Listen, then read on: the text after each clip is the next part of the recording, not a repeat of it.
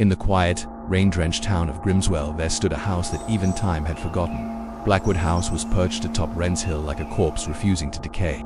Its windows were eyes that hadn't blinked in 100 years, and the wind that passed through its holes always seemed to whisper one name.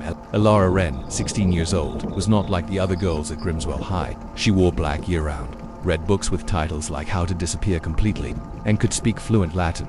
The only time she smiled was when someone said they were scared of her.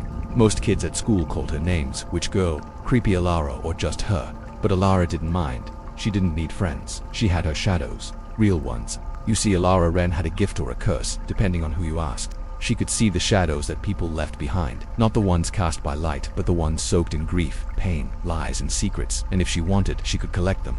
It started when she was 8. Her mother had locked herself in the attic for 3 days after her father mysteriously disappeared. On the third night, Elara climbed the stairs, barefoot and silent. She found her mother whispering to an old, broken mirror. "Elara, don't touch the glass," her mother had warned with wide, trembling eyes. But she had. When her fingers touched the cracked reflection, something slithered into her skin, cold, ancient, alive. From then on, the world changed. People's lies appeared like dark stains on their clothes. Regrets trailed behind them like smoke.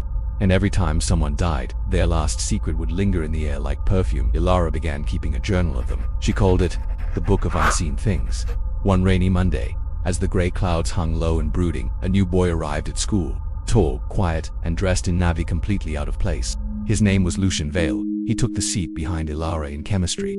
By Wednesday, he was following her. By Friday, he handed her a note with 4 words, "You see them too." She didn't answer him, but her heart skipped, because no one else had ever known.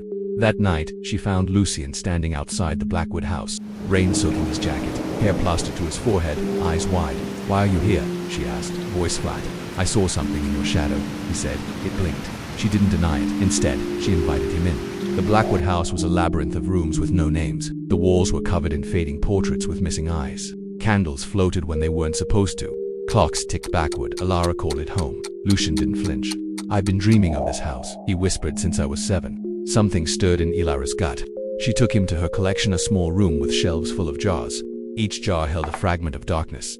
A murderer's remorse, a liar's shame, a forgotten scream. "This is what I do," she said. "I collect the shadows people try to hide." Lucian picked up a jar. It pulsed. "What happens if they're set free?" She looked him dead in the eyes. "They find who they came from and finish what they started." Weeks passed. Elara and Lucian grew closer. They spoke in riddles, ate lunch in silence, walked graveyards at dusk. But something was wrong. The jars had started cracking. The shadows were escaping, and worse, a new shadow was following her. One that wasn't collected. One she hadn't seen before. It would hover near mirrors, whisper her name when no one was around. It smelled like burnt roses and blood. Lucian noticed it too. "That's not one of yours," he said. "It's older." They searched through the Book of Unseen Things and found nothing, until Elara's hand brushed an empty page, and it wrote itself. The shadow of the forgotten twin. Her blood ran cold. "What twin?" Lucian asked. She didn't answer because she didn't know, but she would find out. The next night, Elara went into the attic for the first time in years. The old mirror was still there, cracked and silent. She stared into it, and for the first time it stared back. In the reflection, another girl stood beside her. Same black dress, same pale skin, same storm in her eyes. "Elara," the girl said, "why did you leave me?" The mirror shattered. She woke up on the floor, bleeding from her hands. Lucian was gone, and the jars, all of them, were broken. Grimswell began to change. People started losing time, waking up in strange places, screaming in languages they didn't know.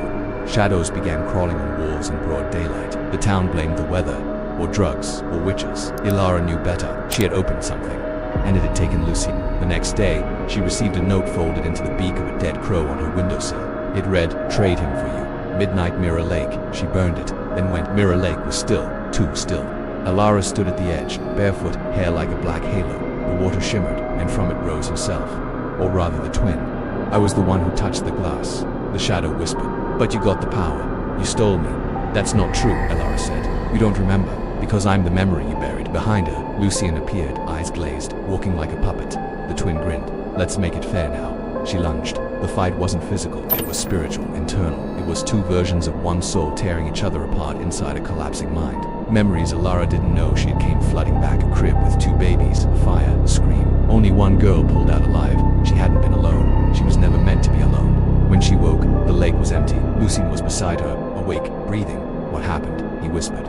"I buried her again," Elara said, "but deeper this time." She looked at the lake. No more collecting, no more jars. But the shadows had changed her. She still saw them, always would, only now they saw her too. And sometimes, late at night, in the reflection of a spoon or a window or a stranger's eye, she would see her twin smiling back. If you enjoyed this dark and haunting tale, don't forget to like, subscribe, and comment what you think Elara should do next. More chilling stories are waiting in the shadows.